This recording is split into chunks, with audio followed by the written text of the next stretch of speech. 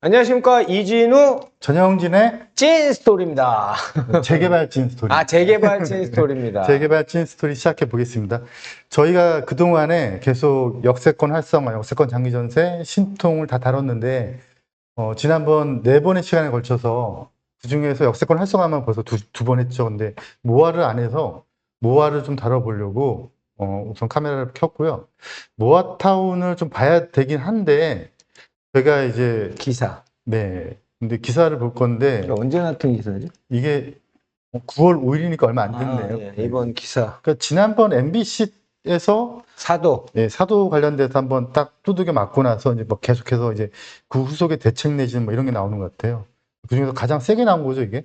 그러니까 이 소집을 해가지고 서울시 조례나 서울시에서 나오는 대책들이 무서운 게 뭐냐면, 법이란 거는 뭐 즉시 시행도 있긴 하지만 대체적으로는 뭐 6개월 유예 기간을 주고 6월 달에 법이 개정되면 12월에 시행 이렇게 보통 하는데, 서울시 같은 경우에는 공포 즉시 시행 대부분이 이제 이렇게 나와버리니까, 이 모아태운 뭐 갈등 방지 세부 실행 계획 이것도 공포 즉시 시행. 근데 이 내용에는 여기 보면 22년 이후 매입한 건축물의 소유자 동의율이 30% 이상인 경우엔 뭐 주민 제한 불허 이렇게 돼버리니까, 지난 시간에도 전영진 대표가 얘기했지만 그 선의의 피해자라는 개념, 네.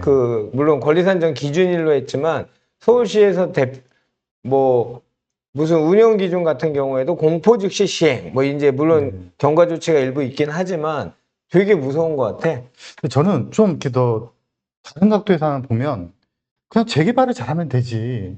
재개발, 재건축을 잘하면 그걸 활성화시켜주면 그러니까 되지. 재개발을 못하는 지역 못하는 틈새까지 지역을 다 해주겠다는 거 아니에요. 이 그럼 결국은 자체가. 재개발 대상지가 아닌 곳들까지도 한번 더 넓혀서 재개발을 하게 해주겠다라고 하는, 뭐 재개발은 아니지만 뭐 그런 의지잖아요. 이게 공공시행 방식은 4만 제곱미터까지 한 게, 그걸 왜 모아타운 하냐? 재개발을 하면 돼. 4만 제곱미터 그러니까요. 사업시행 구역이 그 정도 면적이면 처음에 소규모 정비사업법 나왔을 때 만 제곱미터 만 미만이었다가 제곱미터로 했는데 이제 관리 지역이 나오면서 2만까지 됐다가 넓혔다가 그 지역에서 공공시행자가 네. 들어올 경우엔 4만까지 넓혔단 말이에요. 그렇죠. 4만이 사업시행, 그러니까 만이란 거는 타당성이 있었던 거예요. 그죠? 네. 작은 규모의 재개발을 소규모 재개발 이런 개념에 되니까 재개발하기에는 적합하지 않은 맞아. 미니 사이즈. 맞아. 네. 그랬는데 이게 갑자기 공공자가 붙어버리고 관리지역이라는 거를, 소규모주택 정비 관리지역이라는 거를 지정할 수,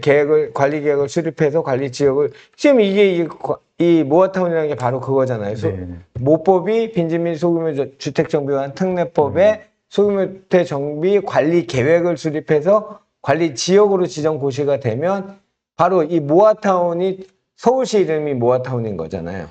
한번 좀 제가 이렇게 법령 흐름 한번 쭉 한번 정리 한번 하면, 이제 2003년도에 재건축이 이제 주택법에서 그냥 주택권 토지법이죠. 네. 토지법에서 도정법 안으로 들어오면서 재개발 재건축이 묶이고, 그다음에 뭐 상업지역을 개발하는 도시환경 정비 사업도 이제 같이 묶이고, 그다음에 뭐 주거환경 개선 사업을 위한 임시조치법. 그래서 아주 열악한 동네를 하는 주거환경 개선 사업도 뭉쳐서 도정법이 됐고, 그랬다가 2012년도에 가로주택 정비 사업이라는 게 이 도정법 안에 들어와요. 들어왔는데, 그때는 90% 동의였잖아요. 네. 그리고 명칭상으로 봤을 때는, 절차는 모르겠지만 명칭상으로 봤을 때는 도정법에 있었으니까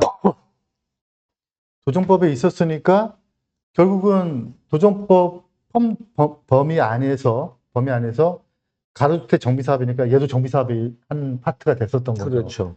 그랬다가 이제 2017년도에 입법되고 2018년도에 이제 뚝 떨어 나가서 빈집 및 소규모 정비 사업법. 그래서 빈집하고 소규모 정비 사업에 이제 자유주택 정비 사업, 가로주택 정비 사업, 소규모 재건축까지 있다가 난데없이 갑자기 한 2021년인가 다 21년 그 즈음에 그쯤에 소규모 재개발이 뚝 들어오면서, 그러면서 이제 관리 지역이 생겼죠. 네. 관리 지역이 생겼죠. 그래서 아까 드렸던 얘기에 좀 연장선으로 가면, 결국은 이렇게 할 바에야 차라리 재개발 요건을 완화시켜주는 게 맞지 않나.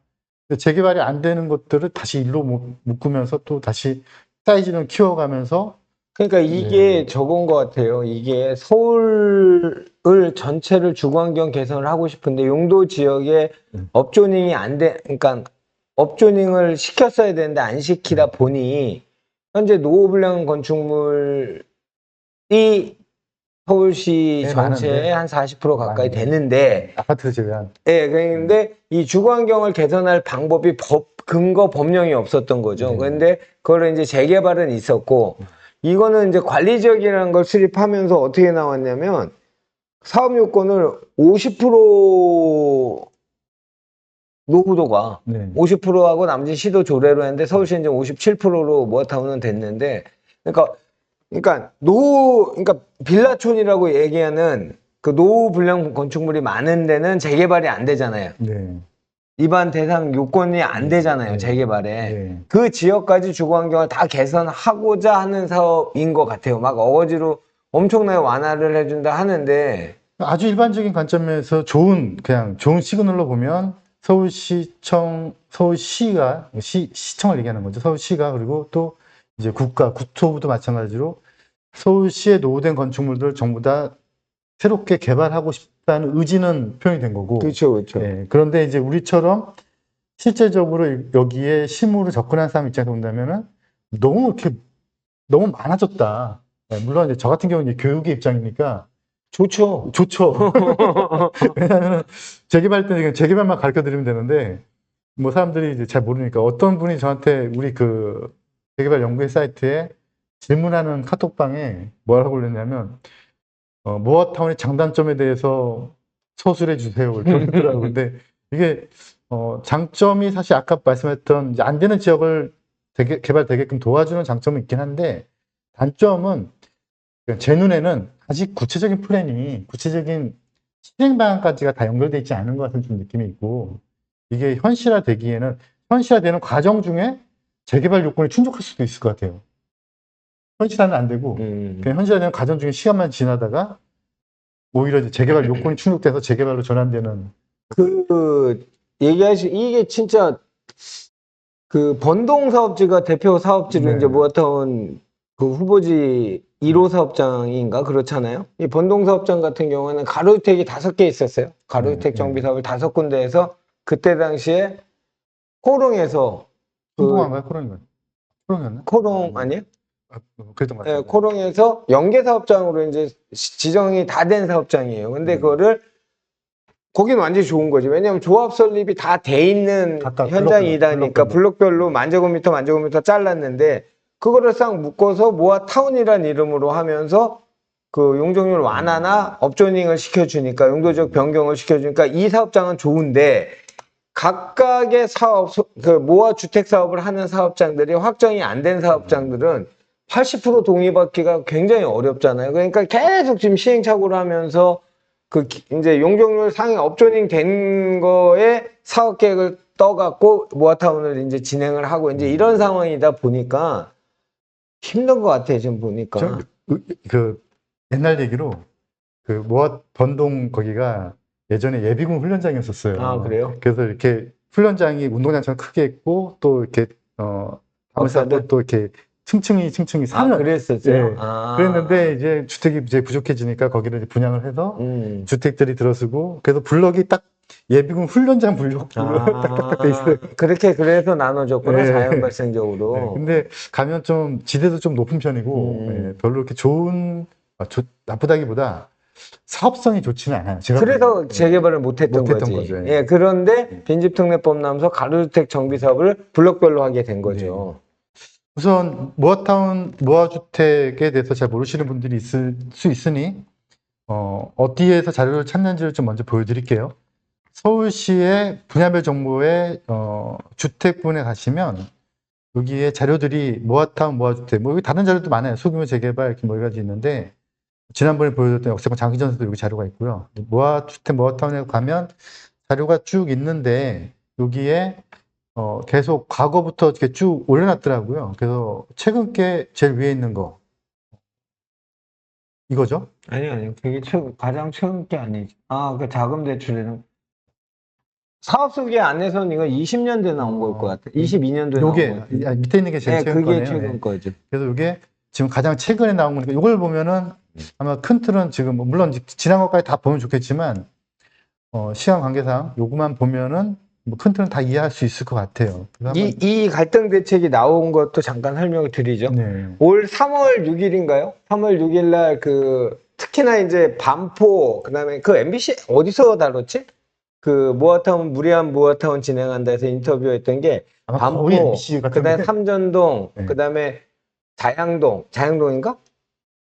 자양동의 그 재건축 지역 뒤편에 있는 맞아, 거. 맞아. 예. 한강변에 있는 거 말고. 예, 그런 데를 특히나 반포 이런 데는 이제 거기는 쉽게 얘기하면 재건축을 해야 될, 그러니까 정비 기반 시설은 양호한 동네죠. 보통 재건축을 하는 동네니까 반포는 물론 이제 그 고속도로 옆쪽은 열악한 빌라촌도 있긴 하지만 거기를 이제 무리하게 모아타운을 30% 동의율로 진행을 할 수 있었으니까 이제 우리 말하는 현수 막 걸고 지정은. 그러니까 신청을 이제 신청. 하고 막 공모 신청을 하고 이러다 보니까 올 3월 6일 날 그 단독주택 소유주들이 서울시청 앞에서 이제 시위를 하게 된 거죠. 왜 내가 원하지 않는 이런 모아타운을 현수막을 투기꾼들이 들어와서 신축업자에 들어와서 이제 하냐 됐고, 그리자마자 3월 7일 날 서울시에서 이제 발표를 한 거죠.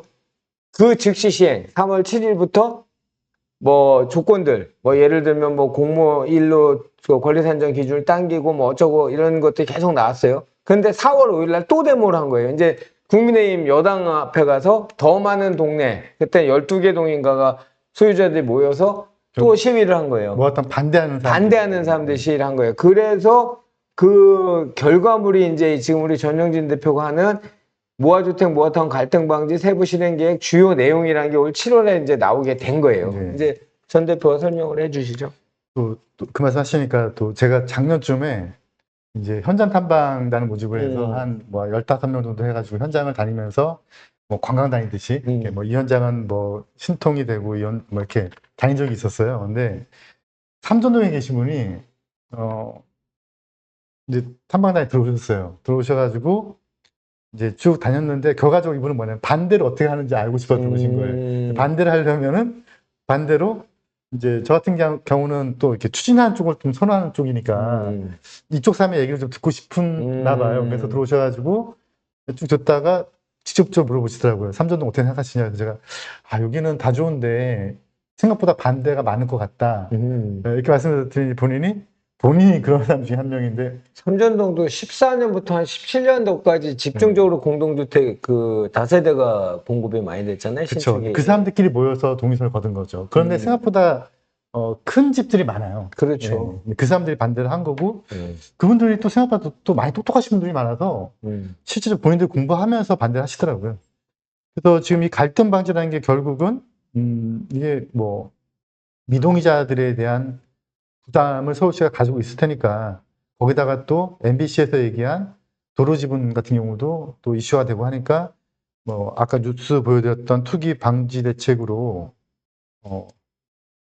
그 이제 토지거래 허가도 넣고, 그다음에 뭐 이런 세부적인 시행령이 나온 거죠. 이게 이제 가장 중요한 거예요. 네, 자치구 자치구. 공모를 기존에 30%만 내면 그 구에다 신청하면 공모지로 이제 선정을 해주는 거를 원래 내년 7월까지 하기로 했다가 올 7월까지 바꾸게 된 게 아마 이런 그 시위하고 이제 갈등이 자꾸 생기고 하니까 미연에 방지하기 위해서 한 것 같아요, 보니까. 그래서 민간 제한으로 할 경우에는 요런 건 안 되고 요런 건 철회하고, 이번에 이 대책에 다 들어가 있으니까 무서운 대책이더라고요. 그래서 제일 중요한 게 요 자치구 공모 조기 종료. 그래서 이제 이걸 끝냈다는 거죠. 맞아요. 7월까지. 끝내고, 그 다음에 이것도 중요하죠. 이것도 상당히 이것도 크죠. 뭐냐면 이거 60%? 이게 지금 이게 법령에 또 봐야 되겠지만은 모아타운이 결과적으로는 그 안에 세부적으로 진행되는 게 가로주택 정비 사업, 소규모 재개발, 소규모 재건축인데, 이게 아마 거의 다 조합설립인가 그냥 80%죠. 80%죠. 80%면은 거의 그에 준하는 정도까지 와야 된다는 얘기네요. 근데 면적 동의가 그 조합설립동에 있는데 이것도 지금 똑같이 2분의 1로 온 거잖아요, 그죠? 이거는 그러니까 그 도정조례에 있는 주민 제한하고 일원화 시킨다는 말이 조례 일원화가 이 모아타운의 이 면적, 그러니까 소유자 면적 기준이 네. 주민 제한할 경우에, 주민 제한형일 때 서울시 조례가, 도정 조례가 이 조례 딱 기준이에요. 그러니까 그걸 일원화시킨단 말이에요. 앞에는 정리하면 자치구 공무는 없고 이제 주민 제한만 하는데 그것도 옛날에는 처음에는 30%였다가 네, 50%였다가 이제는 다시 60%. 더 세게 해서 60%의 면적 2분의 면적 2분의 1 이렇게 넣어도 될지 안 될지는 또 모르는 거예요. 이건 제한이니까. 지난번에 말씀했던 제한이니까 이렇게 넣어도 될지 안 될지. 그러니까 우리 그날 얘기한 것처럼 의사정족수, 의결정족수 얘기했잖아요. 빌라가 많은 데는 이 토지 등 소유자 60% 의사정족수는 맞출 수 있는데 면적까지 들어가게 되면 그렇죠. 보통 이게 까다로운 문제가 아니라고. 근데 뒤에 이제 대책이 더 무섭더라고 나는 보니까. 여기 보면 여기 주민 제한 불허, 주민 제한만 받는데 아예 자문 검토 기준에 이런 것들이 해당이 되면 이건 각이겠죠. 어느 하나에만 해당이 돼도 다 무조건. 그래서 한번 읽어드리면 노후불량 건축물 소유자의 동의가 3분의 2 미만인 경우. 이 노후불량 건축물은 또 이제 정의를 별도 내린 데서 57%겠죠. 네, 그 노후불량 서울시 건축물 57%겠죠. 그 사람 중에서 그 사람들 별도로 모수를 잡아서 분모를 잡아서 그치. 3분의 1 잡으라는 거고. 그다음에 22년 매입한 건축물 소유자. 그러니까 이거는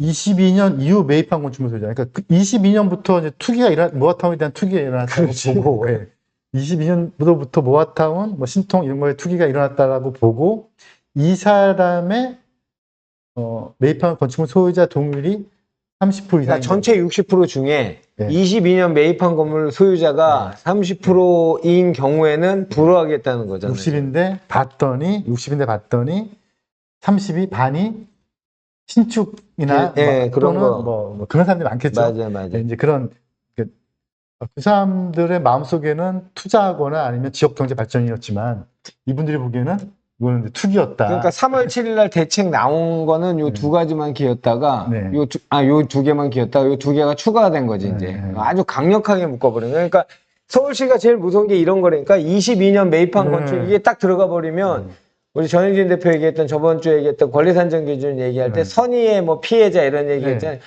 100% 들어간 거지. 그러니까 이분들의 마음속은 그냥 내가 최하 통장 없이 아파트 한 채 받고 싶은 도시 저소득층 서민의 전화가 이렇게 와.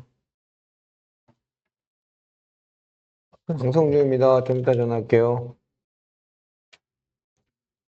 22년 이후에 매입한 사람들의 마음속은 결과적으로는 최하 통장도 이제 힘들고 그러니까 이제 이렇게라도 내가 서울시 아파트 한 채 갖고 싶다라고 하는 그러니까 모아타운이라는 게 있다고 하니까 나는 투기가 아니고 그치. 투기가 아니고 청약 가점도 낮고 청약까지 낮고 근데 아파트 한 채는 어떻게든 좀 주거 안정을 하고 싶고 맞아요.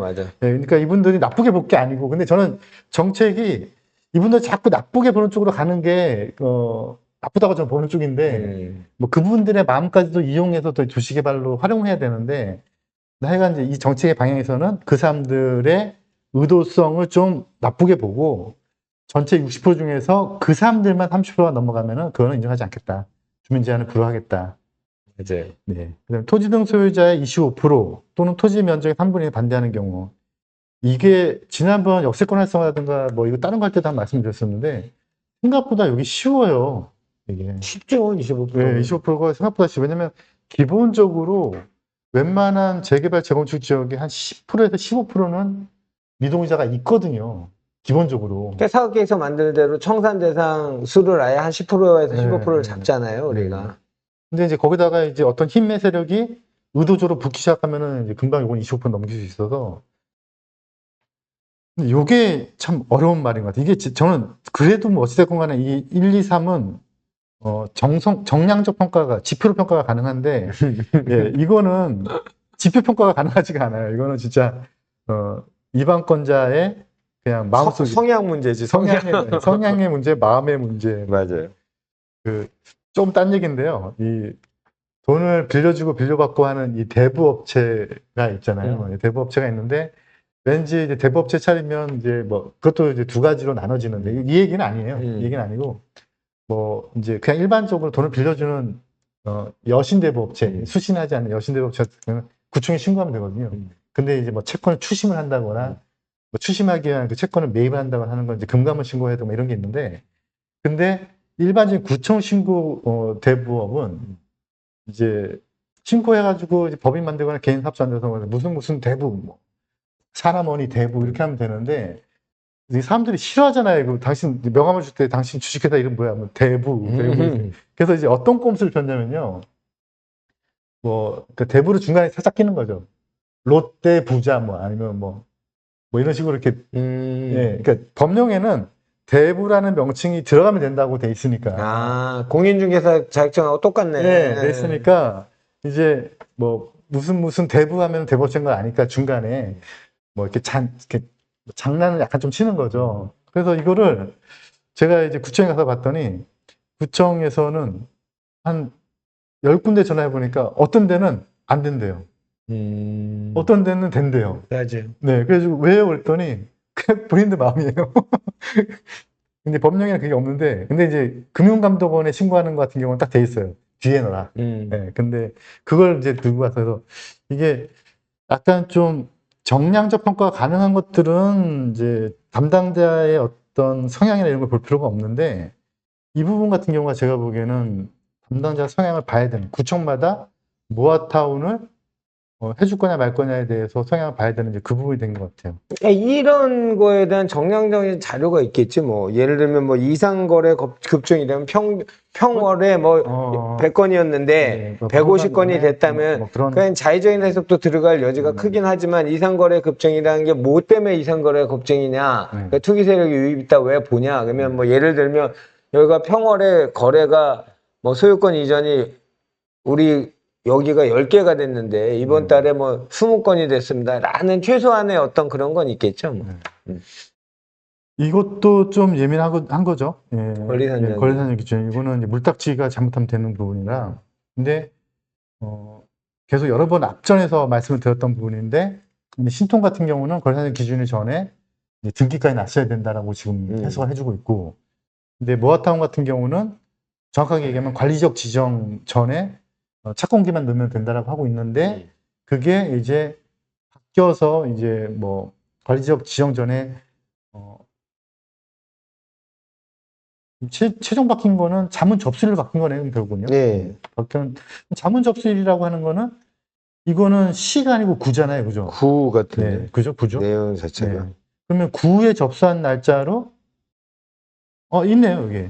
구 접수일 주민이 자치구 접수한 날로 지정을 요청하는 경우는 그걸 하겠다라고 돼 있네요. 그래서 날짜가 제가 보기에는 거의 한 6개월에서 거의 6개월, 7, 8개월은 빨라진 것 같아요. 옛날에 좀 모아타운이 지정될 것 같은 지역에 가서 신축하시는 분들은, 그분들이 나쁘다는 뜻이 절대 아니에요. 그분들 좀 조심하셔라.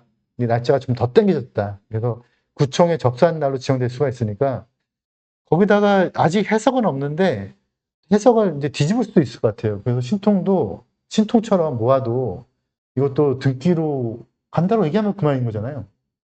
그렇죠. 근데 이제 항상 법이나 조례가 나오면 우리 전영진 대표가 얘기 잘하는 거 기조를 봐야 된다고 하는 게, 기조가 지금은 하지 말라는 기조니까 강화되는 쪽으로 더 강화된다고 봐야 되는 게 맞는 것 같아요. 모아타운에 대해서는, 쪼개기에 관련돼서는. 그리고 이건 별 내용은 아니지만 뭐 그래도 짚고 가면은 이제 집중 갈등 관리 해가지고 이제 그 정수기 하듯이 이제 코디 파견하겠다는 거고요, 그죠? 코디는 다 파견하는데, 지금 재개발, 재건 다 코디네이션 다, 네이터 다 있는데. 예전에 총회 할 때 한번 그 구청에서 내려보내서 총회를 감시하는 게 있는데 생각보다 역할이 없더라고요. 할 수 있는 게 많지가 않더라고요. 뭐 코디가 뭘 해줄지 모르겠는데. 서울시에 등록된 보통 정비사업 전문 관리업체의 대표나 직원분들이 그 코디네이터로 많이, 경험치가 많으시니까 그런 분들이 보통 이제, 이 중요한 건 서울시 풀에 들어가 있어야 돼요. 근데 의견을 제시할 수 있겠지만 이분이 정말 갈등 관리를 할 수 있을까요? 본인의 사업장이 아닌 경우가 많을 거고, 말 그대로 업줘보가지고. 그러니까 공공지원 대상을 자꾸 강조하는 게 뭐냐면, 그 재개발 같은 경우 공공지원을 하면 취진이 생략하고 바로 조합 설립인가를 하는데, 이때도 그 공공지원자, 그러니까 구청장이 용역비를 적은 비용을 들고 이 인력 풀에서 정비 업체를 뽑아서 보낸단 말이에요. 일반 재개발 네, 현장도. 네. 그럼 이 사람들이 정비 업체 갔어요. 대표가 가가지고 갔는데 갈등이 있어. 그 앞에 예를 들어 소액을 받고 들어가잖아. 네. 그럼 그거 보고 하겠냐고요. 나중에 이제 이 업체가 이제 재개발 이거 말고 그럴 경우 이제 이렇게 하는데 이 코디네이터의 역할에 대한 거는 나중 넥스트가 있겠죠, 당연히. 그래서 이분들이 왔어? 갈등이 생겼어요. 그럼 갈등이 둘이 있는데 이분이 그 갈등에 대해서 뭘 할 수가 있는지 저는 아니 그러니까 의견을 제시할 수 있겠지만 그치, 뭐 하다도 싸우지 마세요. 뭐 이럴 수 있지만 하다도 안 되면 할 수 없는 거지. 뭐 그냥 강제할 수 있는 건 아니고. 뭐 의견을 제시할 수 있겠지만 뭐 제가 저희 이제 주민설명회 같은 거 하고 이제 이런 거를 역할을 그 공공지원에 그 하는 것처럼 여기 필요해서 주민설명회도 하고 공청회의도 하고 이제 뭐 그런다는 요식행위겠죠. 예. 그죠. 제가 보기엔 이건 정말로 요식행위 같아요. 왜냐면 이분들이 힘을 준 게 아니니까 뭐 제압할 수 있는 권한이나 의견을 강제로 조종할 수 있는 권한을 준 게 아니고 그냥 말 그대로 코디네이터니까 이렇게 제가 만약에 그 갈등의 주체들이라면 이분들이 와서 뭐라고 얘기하면 그냥 잘 들었습니다. 뭐 그렇게 될 것 같은 생각이 좀 들어요. 그다음에 이 지금 현재 이게 대상지 철회 같은 경우가 이건 지정이 된 걸 얘기하는 거잖아요. 아니요, 계획 수립 중. 계획 수립 중. 계획 수립, 계획 수립 중. 두 가지 나왔네요. 계획 네. 수립 중하고 수행 수행 고시 고시 후. 한 것들도 처리를 하는 기준을 마련하겠다. 그렇죠, 그렇죠. 네. 그래서 계획 수립 중인 지역은 아래 요건에 해당하는 경우에는 사업구역에서 제외하겠다라는 요 뜻은 전체 모아타운이 있는데 그게 여러 개 사업장이 묶여서 모아가 된 거니까 그 중에서 거기에 해당되는 거 하나를 빼겠다는 얘기겠죠. 모아타운을 안 한다는 얘기 아닌가? 전체를 안 한다는 전체를 안 한다는 얘기. 이게 좀 애매하더라고요, 말이. 그렇죠, 그렇죠. 네. 모아타운이 여러 개가 섞여 있는 건데 왜냐면 여기 사망에 보면 기타 모아타운 어. 관리 실효성이 없다 판단된 경우니까 1번, 2번들이 모아타운이 메인이 돼야 된다고 보는 네. 게 맞지 않나 싶은데. 그러면은 요 말뜻은 이렇게 전체 모아타운이 있는 것에 이렇게 여러 개의 아니네, 여기 나오네. 사업 예정 구역별 토지 등 소유자이거나 이 반대하는 반대하는 경우는 그것만 빼는. 구역별. 그랬네. 여기서 말하는 요 구역별이 그 모아타운을 말하는 건지 모아주택 사업이지. 여기서는 구역별이니까 모아주택 사업을 얘기하는 각각의 거죠. 사업별로 각각, 얘기하는 거겠죠. 근데 난 지금 잘 이해가 안 되는 게 이렇게 반대를 하면 전체를 처리하겠다. 저도 지금 그게 이해가 그거 질문 드린 거예요. 아, 그거 확인해 보자고. 네, 이게 말을 이렇게 해석하면 그렇게도 들리고요. 그죠. 이렇게 해석하면 이렇게도 들리더라고요. 그래서 대상지를 처리하겠다는 말은 무슨 말인지 제가 알겠는데 사업 구역에서 제외하겠다는 뜻은 모아타운을 유지시키되 그렇네. 그거 같아. 밑에 네. 2항을 보면 네. 찬반이 첨예하여 철회 요청 시 구역계 조정 또는 관리 계획 수립이니까 그러면 네, 제가 질문 듣고 취지가 맞는 거죠? 빼고 네. 한다 뭐 이런 개념. 이게 지금 그 강동에 그 구문다리역 근처에 있어요. 이 시제 현장이. 근데 말 그대로 여러 개 조합 중에서 한두 조합이 말을 안 듣고 있는 거죠. 뭐 욕심이 좀 강하거나 네, 조합장이 일을 잘하는 것일 수도 있고요. 왜냐면 조합원들을 위해서. 그러니까 이제 그 힘이 합치가 안 되니까 지금 삐걱삐걱대는 현장이 있거든요. 그런 현장 같은 경우에는 지금 그런 취지잖아요. 고기만 빠져라. 근데 그게 좀 이렇게 또 빠지기가 애매할 수도 있을 것도 그렇죠. 같아요. 가운데 들고 있으면 어떡해. 네. 이게 그러니까 계속 다듬어 가는 게 맞는 것 같아, 지금. 뭐 확정이 된 게 아니고. 결국은 제가 모아타운을 처음 시작할 때부터 말씀드렸었던 건데 이게 첫 번째 이게 왜 이런 시행착오를 계속 겪고 있는 게 맞지만 모든 법이 됐든 모든 시행 방식이 됐든 간에 근데 아주 오랫동안 다듬어진 재개발이라는 게 있는데 이렇게 다시 빌빌 꼬아서 또 다른 시행착오를 겪고 있는 건지 맞아요. 요거는 승인 고시 후 관리계획 변경을 통해서 구역 전용 또는 법령 적용 해제한다. 근데 요거는 말 그대로 관리계획 고시 후. 예. 그러니까 이거는 말 그대로 전체를 관리적 지정, 그러니까 모아타운 지정을 했을 경우에. 해제시키겠다는 그 뜻인 거잖아요. 예. 요거는 법령을 한번 확인해 볼 필요가 있는데 관리계획 고시 후 3년 이내 주민합의체 구성이나 조합선인가 신청이 없다면 그래서 수립목적 달성할 수 없다면 그러면 이제 해제시키겠다. 전체를 해제시킨단 전체를 말이고. 해제시키겠다. 전체 해제시키겠다는 거 아닐까요? 전체 해제지. 네, 밑에는. 예. 네. 승인 고시 후. 승인 고시라는 건 관리계획 고시 후니까 네. 조합 설립 신청이 없다는 건 이건 개별 사업장을 얘기하는 걸 하는 테고 건데 이 조합 설립 신청이 없을 경우에는 이 관리계획 지정한 목적을 달성할 수 없으니까 전체를 해제시킨다는 소리 아닌가? 그러면 이제 이것도 이제 또 나눠볼 수 있는 거죠. 만약에 이제 5개의 소규모 사업이 붙어서 모아타운 지정이 됐는데, 그렇죠. 근데 그 중에 3개는 중학생가 났고, 네. 뭐 2개가 안 났다. 그러면 이제 이 판단을 전체를 해제시킬 것이냐. 그 관리계획 고시가 난 걸 보면 네. 뭐 1, 2, 3, 4 여기는 뭘로 해라 지정이 아예 돼. 그러니까 서울 말고 일반 네. 광명 인천도 현장 된 데가 있죠. 그렇죠. 그러면 아예 여기는 가로주택 정비사 민간 사업으로 하고 여기는 뭘로 하고 이렇게 지정이 된단 말이죠. 네. 근데 그 관리계획을 했는데 조업 설립 신청을 못했어. 인가 신청을. 그러니까 그 중에 다가 아니고 한두 군데가. 그러니까 1번하고 2번하고 이거 서울시 들어갔다 와서 다시 방송해야 돼. 정확히 그건 아니고요. 모르고. 근데 지금 그렇게까지 없는데, 그런 좀 이슈가 있어요. 제가 맞아요, 보기엔 맞아요. 이거는. 네. 근데 세입자 갈등 조정을 위한 협의체 구성 운영 가이드라인 방안인데, 이게 이제 세입자, 특히나 이제 영업용 세입자가 있고, 이제 주거용 세입자가 있는데, 정비 사업은 이제 재개발은 보상이 있죠. 예, 보상도 있고, 그 다음에 그 공치법. 지난번에 우리가 이름 잠깐 공공토지 공사업의 손실 및 공익사업을 위한 토지 등의 취득 및 네, 관한 네, 법률이죠. 그 법령에 의해서 강제 수용권이나 뭐 이런 게 주어지니까 뭐 세입자 기간이 뭐 임대차 보호법에서 2년에서 4년 연장을 해서 뭐 이 사람이 살고 있다가 그게 다 무시가 될 수가 있는데 맞아요. 근데 모아는 그게 없잖아요. 나왔어요 이번에. 네. 세입자 그거 뽑아놨는데 이 뒤에 서류에 있을까요? 첨부돼 있어요. 그래요? 예, 예, 예. 네. 그 아까 보여주신 거 맨 밑에 네. 보면 있어요. 그거. 이번에 세입자 보호 대책이. 그래서 저희는 이제 뭐 빌라나 이제 이런 것도 짓다 보면 제일 문제가 되는 게 제일 어려운 것 중에 하나가 영업용 세입자가 있는 경우가 제일 어렵거든요. 왜냐면 이 사람들은 10년 보호를 받으니까. 그렇죠. 그럼 잘못하다가는 10년 동안 아무것도 못하는. 근데 모아타운도 그럴 여지들이 좀 제가 보기엔 있어 보이는데 그 사람들 거를 어떻게 영업보상이나 근데 영업보상의 개념이 아직 없잖아요. 그게 지금 뒤에 있다는 거죠. 네. 네. 근데 이게 네. 짬뽕된 법이라서 그래, 이게. 왜냐면 가로주택 같은 경우에도 소규모 재개발이지만 매도 청구란 말이지. 매도 청구 네. 같은 경우에는 이거는 재건축의 매도 청구잖아. 매도 그렇죠. 청구는. 집합건물법에 그렇죠. 그러다 보니까 이게 짬뽕이 돼 있는 상태란 말이에요. 빈집 및 소규모 주택 정비에 관한 특례법 자체가. 네.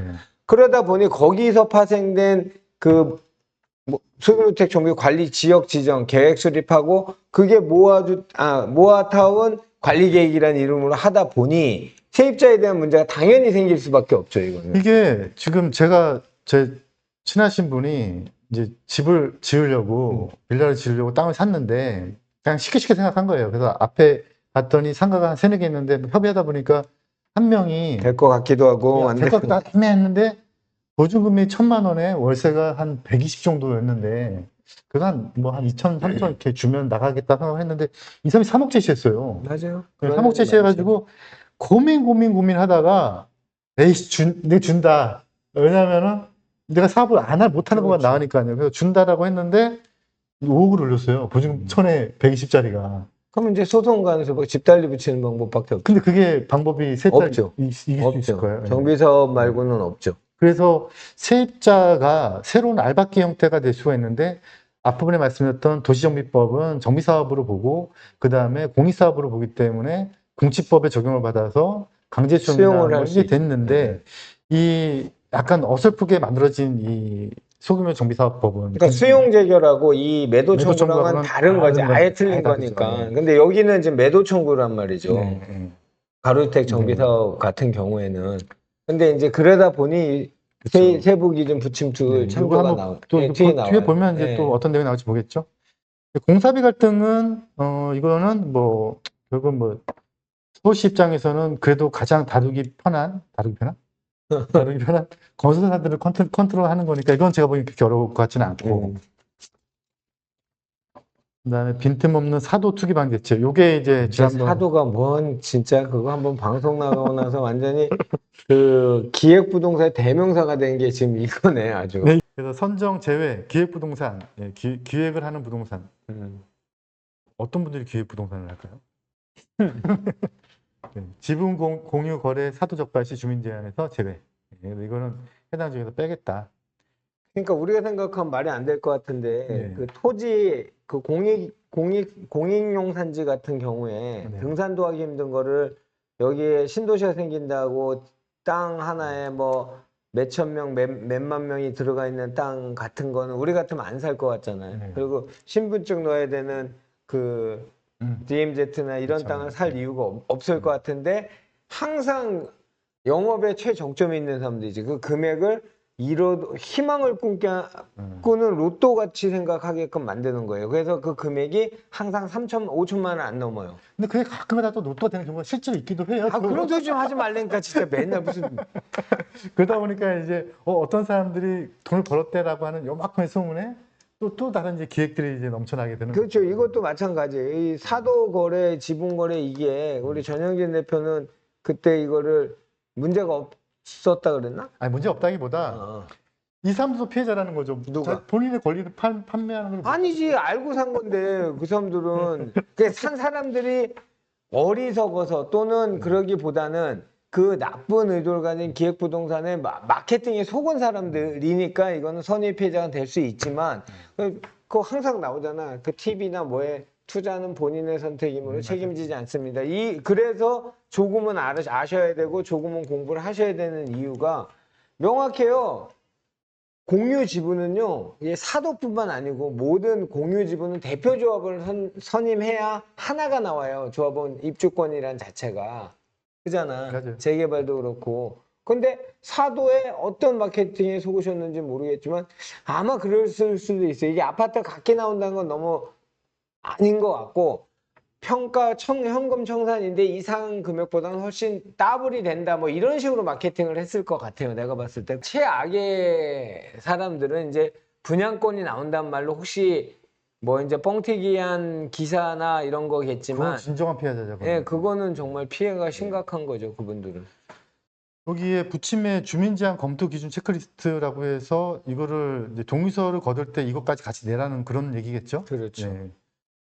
그렇고 불허 기준 체크리스트도 이거는 뭐 본인들이 아니 주민 제한을 주민이 이런 거 할 수 있다고 지금 이걸 만들어내는 거예요. 그러면 업체가 붙으라는 얘기예요. 업체가 붙으란 얘기죠. 네. 근데 업체는 또 잘못 붙으면 큰일 난다 문제 이런 또 얘기고. 이거는 저거잖아. 내 저번에 얘기한 것처럼 네. 사업을 추진하려는 자 또는 사업 시행자는 네. 이러이러한 업무를 하기 위해서는 정비사업 전문 관리 업체에만 할 수 있는 거예요. 이거는 소규모택 정비 사업이니까. 네. 그러면 처음부터 정비 업체가 들어가야 되는데 네. 서울시에서 계약 업무 처리 기준이나 용역에 관한 분쟁이 굉장히 많은데 이렇게 이 뒤에 이게 아까 말했던 네. 거고 이게 참 저는 이해를 잘 못했어요. 도정법도 마찬가지고 이게 그럼 정비업체를 도움을 받으란 얘기인데 이 정비업체가 들어가서 무료 봉사할 리는 없을 테고 그러니까요. 돈을 준 게 실태조사 같은 걸 만약에 나오게 되면 그거는 또 인정을 안 하고 이 분쟁을 그러면 다 공공지원을 받으란 얘기인데 서울시내 공공지원을 안 받는 이유가 뭘까요? 이제까지 신통에서만 지금 공공지원을 받는 사업장이 많아지고 있어요. 근데 신통이라는 사업장은 이번에 모아타운도 그 본부장님 이번에 공공시행자 공모 지원 그 모집 공고 났죠? 그거는 진행이 안 된단 말이에요. 동의서도 안 걷고 문제가 생기니까 공공시행자가 들어온다는 거예요. 그러니까 시장 군수나 법에서 정한 그 6개 사업자만 공공시행자는 시장 군수죠. 시장 군수가 들어오는 추진하는 사업장을 만든단 말은 민간이 진행이 안 된다는 의미예요. 그거는 굉장히 이게 지금 이게 뭐 A4 용지 한 장 정도이지만 사실 여기에 뭔가 A4 한 장이라고? 뒤에 아니, 계속 그쵸. 달려 있잖아요. 네, 그러니까 여기에다 뭔가 서류를 넣으려면은 또 그 밑단의 서류도 또 다시 꾸며야 되고 또 조사할 것도 많고 생각보다 품과 노력과 지식이 들어가야 되는데 당연하죠. 이 들어가야 되는데 이거를 그 토지등 소유자들이 쉽지 않고 누군가가 들러붙어서 이걸 네, 만약에 네. 지식이 있어도 이걸 뭔가 욕심을 누가 갖고 그럼요. 돈을 벌겠다는 욕심을 갖고 들러붙어야 되는데 또 그 사람들은 또 나쁘게 보고 뭐 이렇게 돼버리면은 이게 좀 참 어려운 숙제인 것 어렵죠, 같죠. 네. 이거.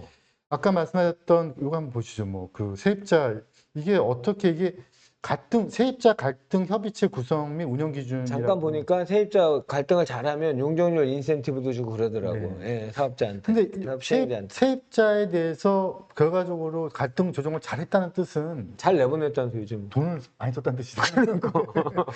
빨리 내보내. 돈을 많이 썼다는 뜻이 되는데 그건 제가 보기에는 답이 될 것 같지는 않고 아까 말씀드렸던 뭐 3억 준다고 했다가 갑자기 5억 달라고 하는 그러니까 사람도 이게 얼마나 있으니까. 웃긴 말이냐고. 빈집이 소유권에 관한 특례법에 따른 소규모 주택 정비대 시행 이주하는 시 이 세입자에 대한 인권침해 그러면 매도 청구를 하지 말고 수용 재결을 해야지 공익성을 더 부여를 시키고 이거는 법하고 이 대책하고는 다 이렇게 같게 놀면서 이게 물론 사업을 하는 거는 이제 사업성이 있어서 사업 시작이 된 것이고 그러면 조합원을 비롯한 토지등 소유자도 어느 정도 이익이 있을 건데 거기에 대해서 너희들이 알아서 좀 빼줘라 이 사람들한테 좀 인권 침해하지 말고 그리고 좀 돈도 좀 많이 주고 하라는 얘기인데 근데 이게 좀 저는 현실적으로 이게 쉽지 않아 보여요.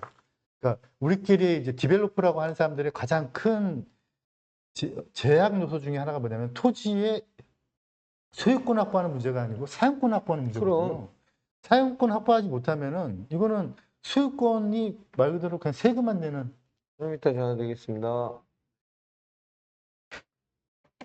소유권이라고 하는 건 세금만 내는 그냥 그에 지나지 않고 사용을 못할 수도 있는 거죠. 그래서 이 세입자 부분이 상당히 예민한데 그래도 도정법에 의한 역세권 재개발이나 역세권 활성화 또는 일반 재개발 신통도 마찬가지고. 그러니까 머리가 서울시에 계신 분들이 주택 그 전국에 표상이 된 이유가 있어. 왜냐면 지금 수도권에서도 이 소규모주택 정비 관리 지역에서 하는 사업을 그 모아타운이라고 명칭을 그냥 써. 이게 대명사처럼 그런 것 좀 아까 입안 요청 이런 것도 다 우리도 신통으로 하자 이랬는데 신속통합기획은 서울시 공공지원의 브랜드화된 거잖아요. 근데 다 그렇게 쓰는 것처럼 짜집기를 어떻게 이렇게 해놨냐고. 애초에 법을 만든 거를 이렇게 법부터 잘못 만들었고 왜 소규모 재개발도 아니고 재건축도 아니고 보상하는 거는 매도 청구로 해놓고 수용 재결도 아니고 그 방식은 또 그 재개발하는 방식을 또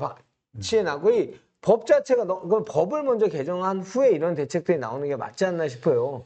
여기 이주관리 부분도 있고 앞에 말씀하신 제가 한번 쭉 목차만 해서 봤는데 여기는 세입자들에 대해서 어떤 강행적 규정이라든가 사업을 위한 거는 제가 보기에는 안 보이고 그냥 세입자를 좀 잘 대해줘. 그런데 그런 거야? 네 그런 거인데 그런데 잘 대해주는 걸 내가 모니터를 할게 그리고 뭐 이런 내용들인 것 같아요. 이건 별거 없고 별거 없어요. 딴거 네. 봤구나 그러면. 그러면은 제가 보기에는 이거는 디벨로퍼 입장에서는 또는 이 사업을 진행해야 되는 주체적 입장에서는 허들이지. 허들이 하나 더 생긴 거죠. 그렇죠. 예. 허들이 더 협의체 또 구성해야 되고 일단 협의체. 네. 아우 징그럽다 징그러워 진짜. 제가 이제 그 모아타운에 대해서 부정적으로 얘기를 좀 하니 근데 그쪽에 이제 관련이 있다는 뜻은 뭐 정비사업체나 아니면은 쪽이 아니고 거기 투자하셨던 분들 이분들이 왜 모아타운이 나쁘게 얘기하느냐 근데 전 모아타운이 나쁘다는 게 아니고 팩트.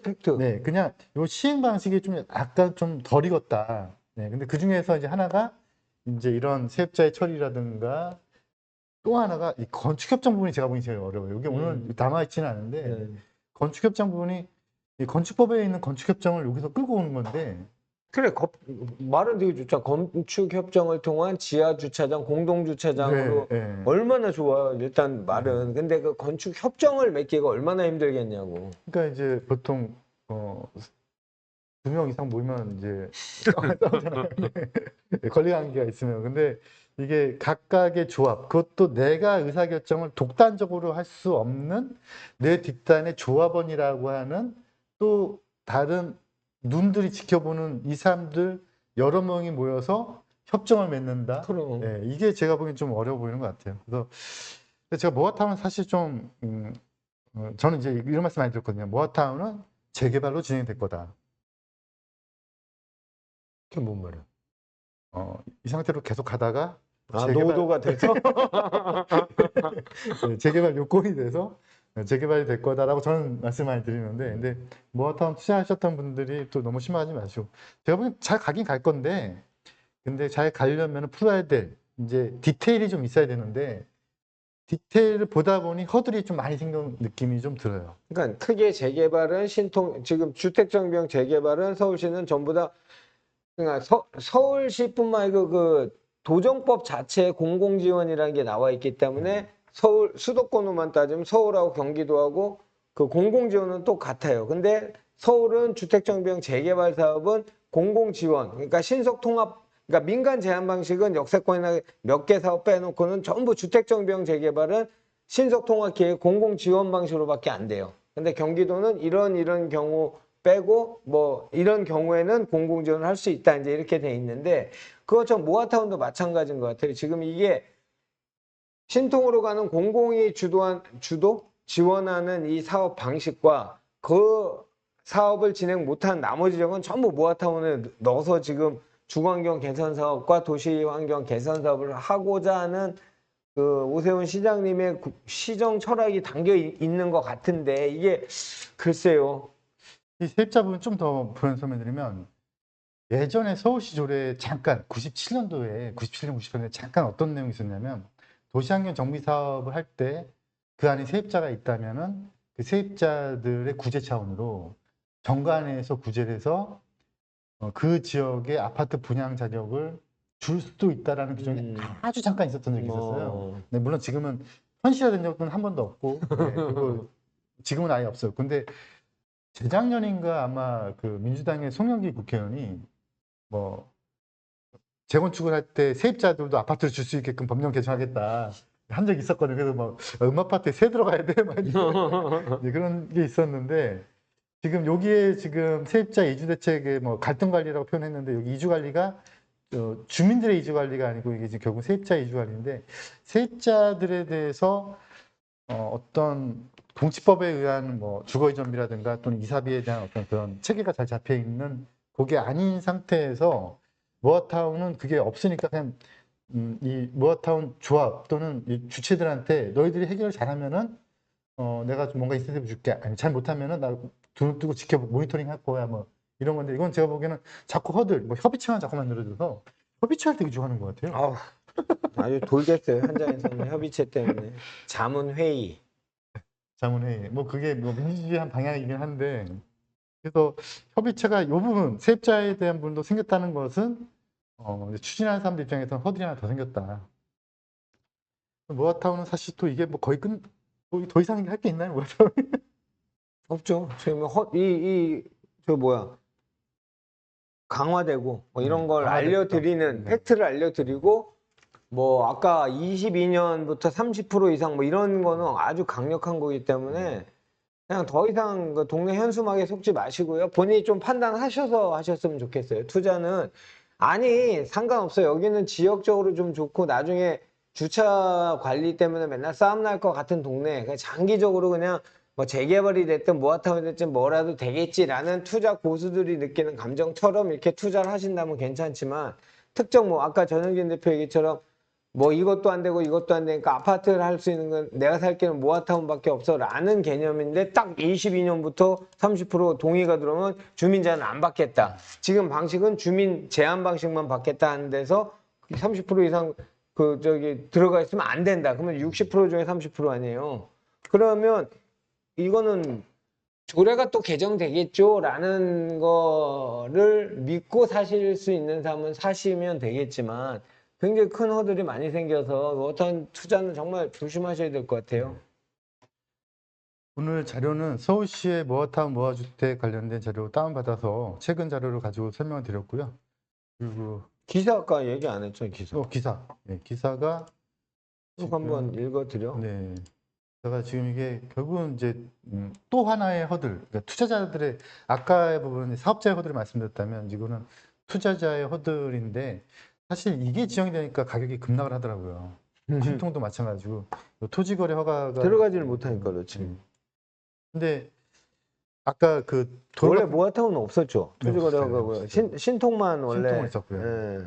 근데 이제 이게 들어갔으니까 이제 뭐 한 사람들은 지금 현재 뭐 같으면 지정된 곳. 그 지정된 곳도 진행됐을 때 허들을 잘 넘어야 진행이 되는 거니까. 그럼. 근데 이제 그분들은 이제 중간에 나는 이제 중간에 가격 오르면은 진행이 빨라서 가격 오르면 이제 팔 의향이었다. 이분들은 이제 좀 그러니까 서울시 기준 그건 것 같아요. 네.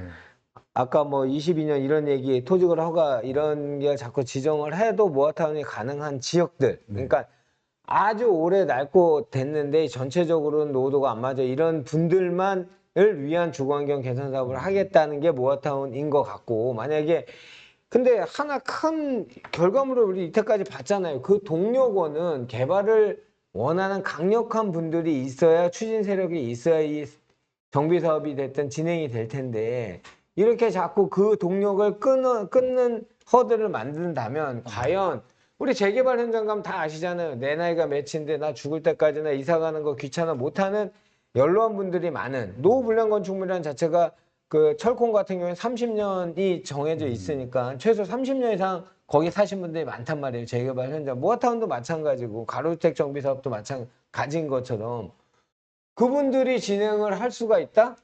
그래서 이건 좀 많이 착각을 한 것 같아요. 이 생각도 좀 들어요. 지금 어찌 되었건 간에 헌 집이 새 집으로 바뀐다라는 어떤 주택 공급, 그러니까 주택 공급이 논밭을 형지 변경을 해가지고 아파트 짓는 거 말고 헌 집을 새 집을 바꾸는 것 중에 빌라도 있고 오피스텔도 있고 뭐 그런 여러 가지에 있고 또 그중에 이제 소규모도 있고 정비 사업도 있고 대규모 정비 사업도 있고 신통도 있고 뉴타운도 있고 뭐 재정비 촉진지구도 있는데 지금 느낌에 서울 시내 웬만한 지역이 정비 사업이나 소규모 개발 사업을 제외하고 뭘 빌라를 짓거나 오피스를 짓거나 하기에는 이제 어려운 땅들이 그렇죠. 되어버렸어요. 예. 그렇죠. 그렇죠. 그러면은 이제 그거는 공급을 못하게 됐고, 그러면 이제 이게 빨리 가야 되는데, 그러니까 공급을 하기 위한 방법론이 빨리 가야 되는데 이 방법이 또 허들은 있는데 해법은 잘 안 보이고 참 이게 어려운 숙제인 것 같은데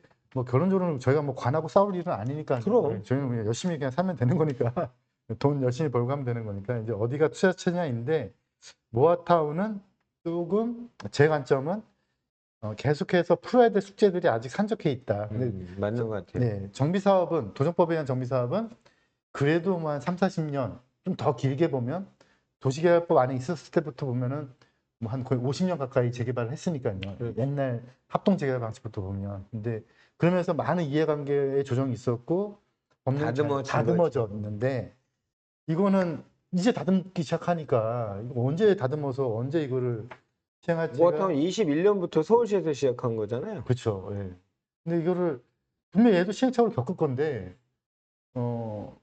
이 겪는 과정에서 실제적으로 주택 공급까지 연결되는 게 과연 여기 현장 중에서 몇 개가 이루어질까를 좀 그러니까 번동 사례 같은 사례지가 많이 나오길 바라는 거야 지금. 음, 번동 그 모아타운 공모지처럼 네.